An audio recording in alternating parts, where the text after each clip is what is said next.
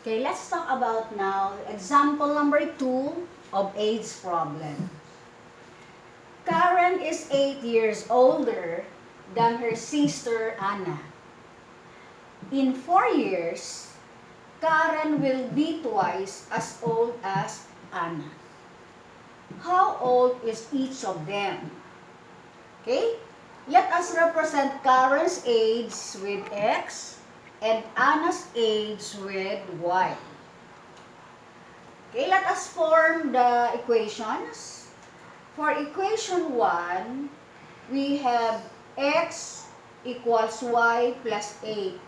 Okay, where do you think I got this equation 1? How did I form this?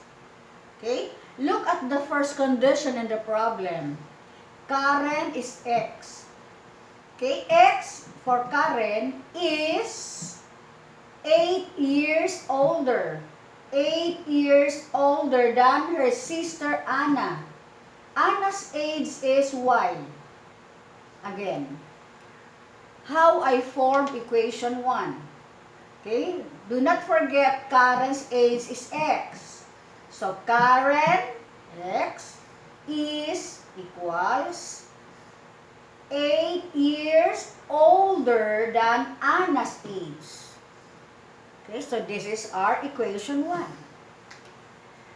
There is another condition. What about after 4 years? So, we have here in 4 years, Karen will be, okay, since this is future tense, instead of using is for equal sign, we will be using the phrase will be because it will be after, okay, this coming, it will be in the future.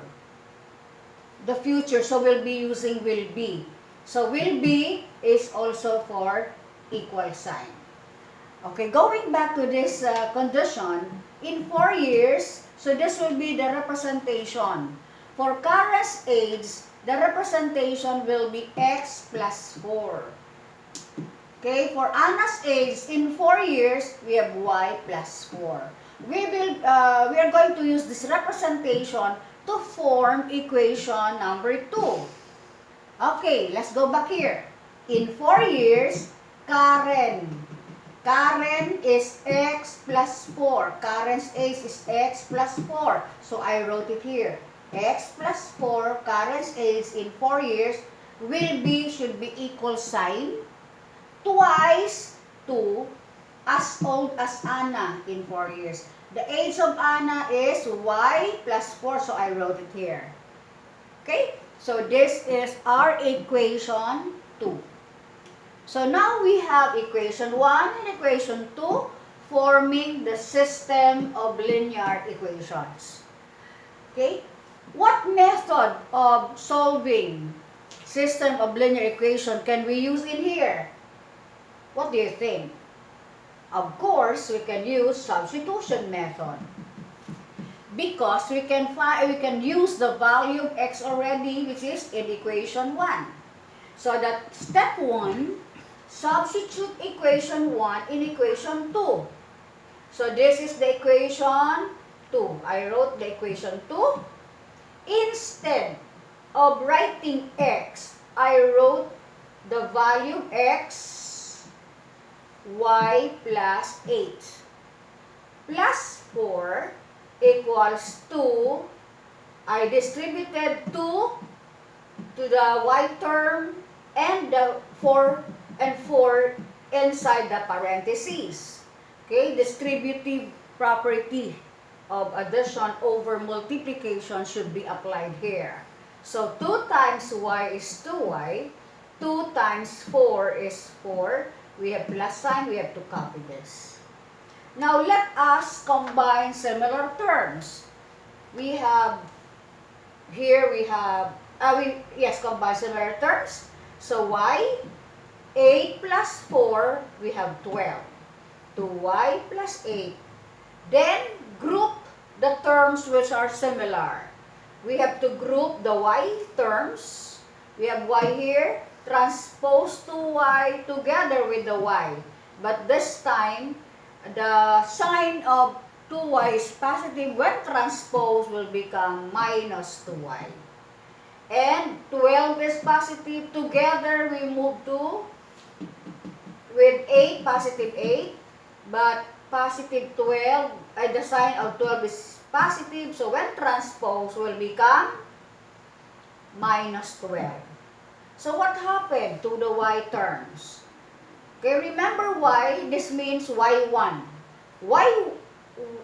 Again, 1y. 1y minus 2y is minus 1y.